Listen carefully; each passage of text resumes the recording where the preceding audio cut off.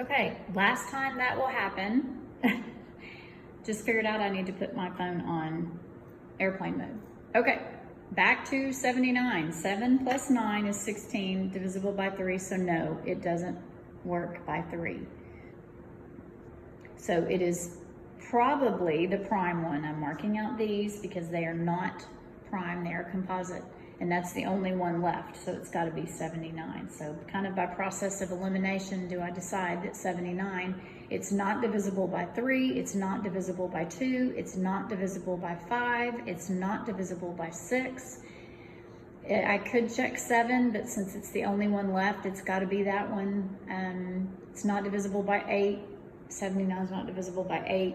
It's not divisible by 4. So kind of process of elimination, 79's got to be my choice. Okie doke. So now we're moving down. I'm trying to get through these. Check these other ones. Okay, use divisibility rules to solve this one. Just go through and ask yourself those numbers. Is it an even number? Does it end in 5? Does it end in 0? Does it end? Use those rules. If you need to refer back to the rule page, that's fine. And tell me which one's prime again on these. On number 10, just solve the problem and use your order of operations. For example, 2 cubed times 5. All you have to do is solve that problem. What number? It's asking for the answer. What does this equal? So all you have to do is solve the problem.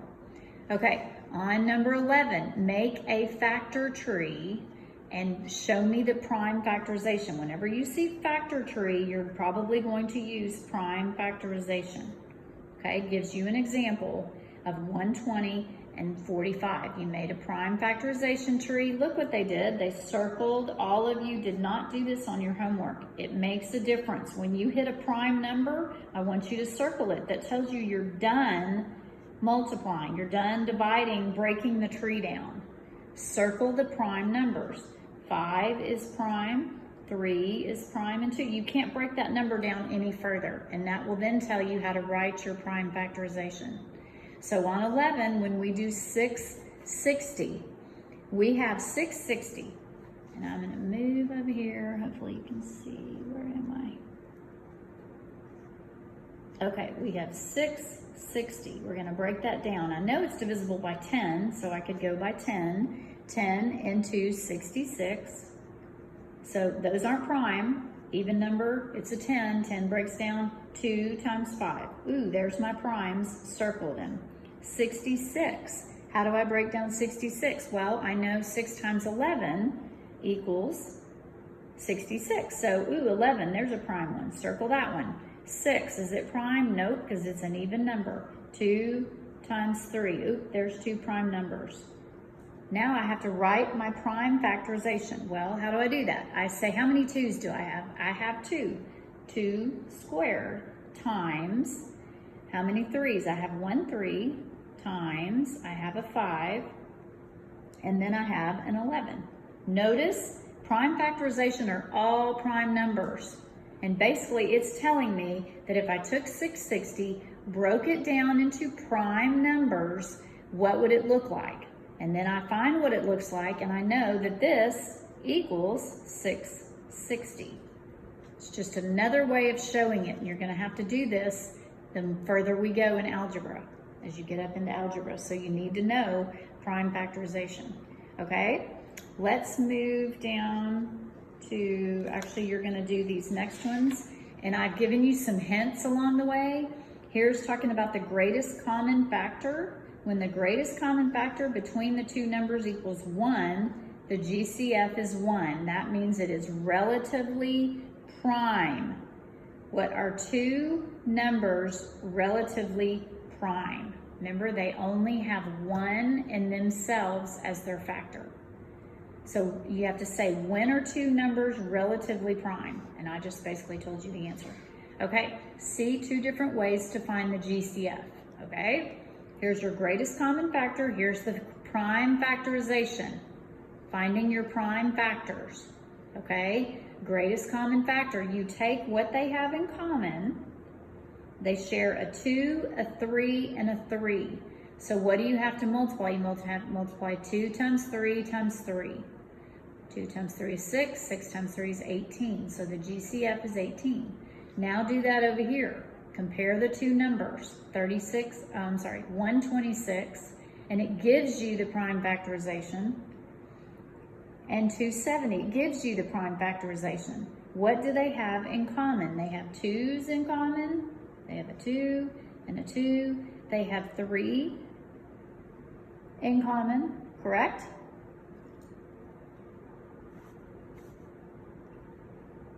They have 3 squared in common. They don't have 3 cubed in common. This only has 2 3's. This has 3 3's. So this would be 2 times, you're multiplying what they have in common. 2 times 3 squared. That's all they have in common. They don't have 3 cubed. This one has one more 3 than that one. And then you have times, so the 2, you only do the 2 they have in common. You only multiply the 2 they have in common. 2 times, what is 3 squared? 2 times 9. And that would equal 18. So that's how you do GCF for prime factorization. What do they have in common? Okay, do the next one on your own. I think I'm doing more than I said I would, but that's okay. And then we skip to number 15, and we're finding the GCF of 24, 54, and 72. But it didn't tell you to do prime factorization. Let me move down. It didn't tell you to do prime factorization, so you can list the factors out, or you can do it by prime factorization. So if you did prime factorization, you'd have 24, 54, and 72. And then you would break those down to get your prime factorization. If you listed out the factors, you would have 24, 54, and 72. And you start listing out the factors. That's an easy way to do it, to see what they have in common. Remember, a hint, always start with the biggest number first. 72, if I'm listing well, that's for LCM, to start with the biggest number first, but you can with this one. But anyway, just list them out. So 24 has 1 as a factor, 2, 3 goes into 24, 4 goes into 24, 6 goes into 24, 8 goes into 24, 12 goes into 24, and 24 goes into 24. 54, 1 goes into it, 2 goes into it, 3 goes into it, 6 goes in, oh, they have a 6, 9 goes into it, 18, okay, 72 has a 1 that goes into it, a 2 goes into it, a 3 goes into it, a 4 goes into it, a lot of numbers going to 72, a 6 goes, oh, what did I just see? 6, 6, and 6. So the GCF would equal 6. Is that on the screen? Yes. GCF would equal 6. And all I did was list out my factors and say what they had in common. Now, if you're doing the prime factorization, you have to break it down. 24 is, you could do 6 times 4. 2 times 2. Oh, there's my first 2 factors, right? 6 is, we'll move over here, 2 times 3. So there's my other 2 factors, or prime factors. So I have 1, 2, 3 2's, so that's 2 cubed times 3. There's my prime factorization for 24. Now if I look at 54, if I did, I know 2 will go into it. So I do my division and I know 2 times 27. So 2 is prime, I circle it. 27, I break it down to 3 times 9. Okay, and I know my 3 is prime, and then I can break the 9 down into 3 times 3. There's my other prime numbers, so I circle them. So I have 1, 2 times 1, 2, 3 3's, 3 cubed. There's my prime factorization for 54. Now 72, you could do 9 times 8. Well, 3 times 3, there's my first 2 prime numbers. I'm done, I can circle that. 8. What is 8? 2 times 4. There's another prime, and then here's 2 more primes. So I circle that. So then I write this. How many 2's did I have? 1, 2, 3. 2 to the third times 3. I have 2 3's. So 2. So there's my prime factorization for each one. What do they share? What do they all have? They have a 2. This guy only has 1 2, okay? And then they have a 3. So what did they share? 2 times 3. If I come over here, you can write them out. If I wanted to write it like this, if I wrote it out, some of you can see it better like this. Times 3. This is 24. There's the prime factorization. I didn't write it like this. I spread it out, if that helps. 54 would equal 2 times 3 times 3 times 3. I spread it out. I didn't write it like this. I just spread it out. And then 72 would equal 2 times 2 times 2 times 3 times 3. I took this and just wrote it out long. So now I can go through. What do they have in common? Well, they have a 2. All of them have a 2, right? And all of them have a 3. This guy only has 1 3. So I say, oh, they all have a 3 in common. So 2 times 3 equals 6. So your GCF is 6. So if I did it this way, I know they have a 2 and I know they have a 3 in common. 2 times 3 equals 6. You just multiply what they have in common. Okay, here we just circled it. Okay, I'm moving on to 16, because my video is getting kind of long. Find the factors of each. The 2 that are relatively prime will only have number 1 in common. Which of the 2 following numbers are relatively prime? So you have to go through. You can break down you can write out the factors. You can do 16, you can do 54, and you can do 105. Which 2, remember it's looking for 2 answers. Our following numbers are relatively prime. Well, 16 we know has a whole bunch of factors, right? It has 1, it has 2, it has 4, it has 8, and it has 16. So it's got a lot of factors, so it's not 16. You can mark it out. Well, actually, we're seeing which one of these following numbers are relatively prime.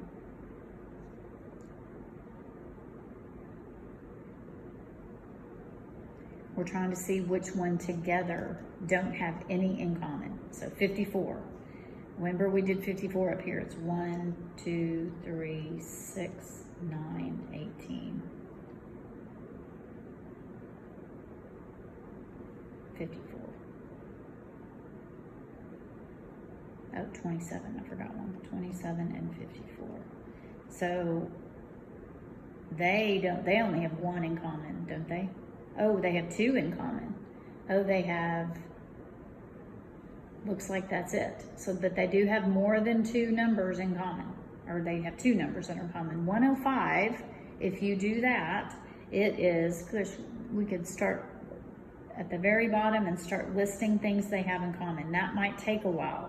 So I think, oh gosh, how can I list those out and see what they have in common? Well, I know they have 1 in common. I know they have, do they have 2 in common? Is 1 plus 5, 6? Or I'm sorry, is this an even number? No, so they do not, it's not divisible by 2 because it's not an even number. Is it divisible by 3? If you take the numbers 1, it is divisible by 3. So I'm gonna have to add these out. The other way to do this, you continue to list them out that way. It may take you a while because you're gonna have to distinguish the factors. 3 goes into it 21 times. Over here, does 4 go into it? Is 5 divisible by 4? No. Does 6 go into it? No, because 2 and 3 don't go into it, so it can't have 6. Does 8 go into it? 105 divided by 8. 105 divided by 8. I'm just doing my math. 25, no, it does not. So 8 doesn't go into it, 9 doesn't go into it. So the only ones it has in common with, it has 3 in common with 54. It does not have 3 in common with 16. It does not have any other numbers in common with 16 because it is divisible by 5, but it doesn't have any of the other numbers divisible the same that 16 does. So 1 and 1 are the only things 16 and 105 have in common. So 16 and 105 are relatively prime. And you can also show that with the prime factorization tree, which probably would have been a little bit faster than listing them out. Is 10 divisible, 105 divisible by 10? No, because it ends in a 5, not a 0 or a, has to end in a 0, it has to be an even number. Okay, so basically you're listing out your factors, or you come over here and you do 16 and 105 and you break it down. Let's do 2 times 8. I don't think I'm being real clear on that one. 2 times 8, there's my prime. 4 times 2, there's my prime. Break the 4 down, 2 to 2. So it is 2 to the 4th power is 16. 105 would be 5 times what? 21.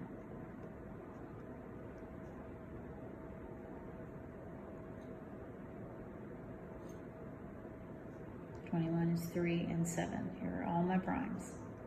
So it is 3 times 5 times 7 equals 105. They don't have a 2 in common. So these two have to be the relatively prime numbers. So the factor tree showed you that this only had 2's in it, so it didn't have anything in common with 105. So they are relatively prime together against each other. I hope that made sense. Okay, next page. If you have any problems on that, let me know on that one. Okay, number 19, trying to get through these. I'm gonna shut this video down and open up a next one. Sorry I have to break these up, but it's just the way I have to do it.